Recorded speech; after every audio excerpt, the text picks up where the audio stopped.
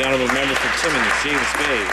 Mr. Speaker, well, yet once again, the Minister of International Cooperation has been caught altering her travel expenses. Now, this is a pattern of obstruction and interference that dates back to 2006. Now, if she was in the private sector, they would have given her a pink slip long ago, but the Prime Minister gives her the thumbs up.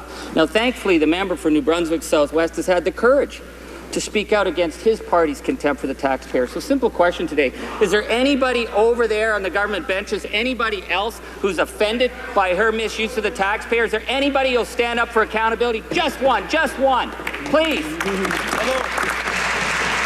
The honourable government House Leader.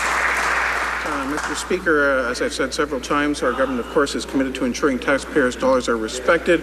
That means that in the case of the particular minister, only appropriate costs have been reimbursed. Inappropriate costs that were expensed have all been repaid.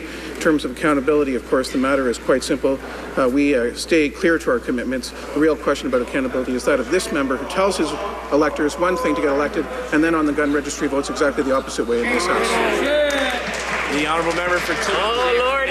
You ask a simple little question about accountability and he starts dancing like the very devil in holy water. Mr. Speaker, when did it become okay to alter documents? When did it become okay for ministers to charge $5,000 for limos? And when did it become okay to mislead Parliament? We're talking about the latest round of public abuse. Now, Mr. Speaker, they obviously support everything she's done. My simple question is, if they're not going to fire her, will they bring in a third-party audit so that we can find out why they continually change the travel claims of that luxurious minister? Simple question. Hello.